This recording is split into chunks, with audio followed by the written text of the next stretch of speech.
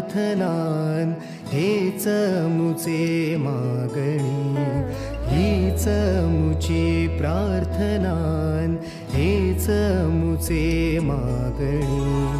माणसाने माणसाशी माणसा सम वागणे,